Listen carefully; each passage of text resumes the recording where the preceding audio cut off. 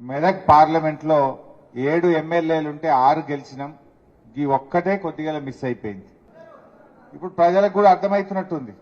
పద్మం ఉండంగా ఎట్లుండే ఇవాళ ఎట్లున్నదో జర సమజ్ అవుతుందా లేదా? మనం ఉండంగానేమో 10 చేసినా ఇంకా 11వ కాకపోయా, 11 చేస్తే 12వ ఇంకెప్పుడైతుంది అన్నట్టు కొద్దిగా మనకు కూడా అర్థం కాలే. ఇవాళ ప్రజలు కూడా అన్ని ఆలోచన చేస్తున్నారు. పాలేందో నీళ్ళేందో తేలిపోయింది. జరిపు నెల 15 రోజులు 2 నెలలే అయింది. ఒక్క 6 నెలలు ఆగని 6 నెలల తర్వాత మీ సర్పంచ్ ఎలక్షన్లు, ఎంపీటీసీ, కౌన్సిలర్ ఎలక్షన్లు వస్తే జనం ఏడవాయ మా వాళ్ళు అని చెప్పి పట్టుకొని ఎత్తుక్కొని ఓట్లేస్తారు మీకు. ఇలా కర్ణాటకలో 8 నెలలు అయింది, మనసునే పట్టింది. మన దగ్గర కూడా కొద్దిగా షురు అయింది. ఇలా 24 గంటల కరెంట్ అన్నారు, ఎక్కడ కూడా 14-16 గంటల కంటే ఎక్కువ వస్తుంది. కాంగ్రెస్ వచ్చింది, మార్పు వచ్చింది, మోటార్ల గాలుడు షురు అయింది అంటున్నారు. మోటార్ల గాలుడు పెట్టిన ఊర్ల పన్ను.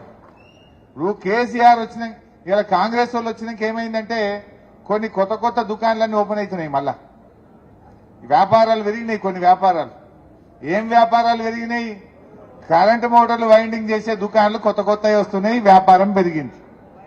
ఇన్వర్టర్లు, కన్వర్టర్లు, జనరేటర్లు అమ్ముకునే దుకాణాలు మాత్రం మోపోయినాయి. మళ్ళా వాడు కంపెనీ వాడు ఇక కాంగ్రెస్ వచ్చిందిరా భయ్ అని వాడు ఇన్వర్టర్లు తయారు చేస్తుండు, జనరేటర్లు తయారు చేసుడు షురు అయింది.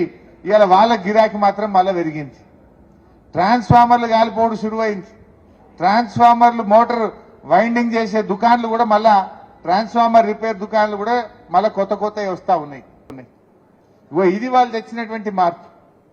ఇలా వాళ్ళ పరిస్థితి ఎట్లయిపోయిందంటే ఆనాడు ప్రచారంలో అబద్దాలు, నేడు పాలనలో అసహనం.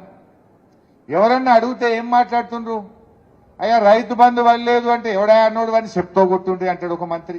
అధికారంలోకి వచ్చిన తర్వాత ముఖ్యమంత్రికైనా మంత్రులకైనా సంయమనం ఉండాలి. పదవి వస్తే బాధ్యత పెరగాలి, పదవి వస్తే హుందాతనం పెరగాలి. కానీ ఇలా ఆయన రేవంత్ రెడ్డి మాట్లాడే మాటలు ఎట్లున్నాయంటే ఆ ముఖ్యమంత్రి పదవి యొక్క హుందాతనాన్ని దెబ్బతీసే విధంగా, ఆ కుర్చీని కించపరిచే విధంగా ఆయన మాట్లాడుతూ ఉన్నాడు. మేము రాగానే డిసెంబర్ 9వ తారీఖు నాడు మొదటి సంతకం 2 లక్షల రుణమాఫీ మీద పెడుతున్నా అన్నడా లేదా? ఒకటేసారి 2 లక్షలు మాఫీ చేస్తా అన్నడా లేదా?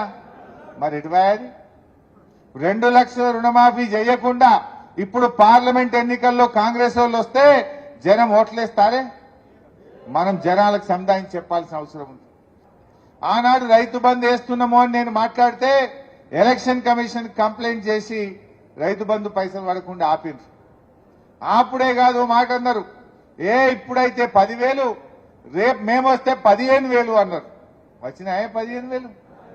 15 లేవు, 10 కూడా చక్కగా పట్టలేవు. ఆల్రెడీ ఈ రాష్ట్రంలో 44 లక్షల పెన్షన్దారులు ఉన్నారు. వాళ్ళకు 200 ఉంటే 10 అంతలు పెంచి కేసీఆర్ 2,000 చేసిండు, ఇచ్చిండు. 10 అంతలు పెంచలేమనం. నువ్వు ఇప్పుడు డబుల్ చేస్తా అన్నావు, చెయ్యి సీదా. దానికి దరఖాస్తు ఎందుకు? దానికి ఏం అడ్డం ఉన్నది? 4,000 ఎప్పుడు ఇస్తావా అంటే వాళ్ళు మీ సంగతి చెప్తాం అని మాట్లాడిన వాళ్ళ మీద ఎదురుదాడికి దిగుతున్నారు. కేసులు పెట్టమని బెదిరిస్తున్నారు, కింది స్థాయి కార్యకర్తల్ని బెదిరిస్తున్నారు, మన ఎమ్మెల్యేలను బెదిరిస్తున్నారు. అంటే వాళ్ళకి ఏమైపోయిందంటే పాలన చేతగాక ప్రతిపక్షాలను ఇవాళ ఇబ్బందులకు గురి చేయడం, ప్రతిపక్షాల మీద కేసులు పెట్టే ప్రయత్నం చేస్తుంది. కాంగ్రెస్ పార్టీ ప్రతిపక్షాల మీద దాడి కాదు, మీ హామీల అమలు మీద దృష్టి పెట్టాలని చెప్పి నేను కోరుతా ఉన్నా.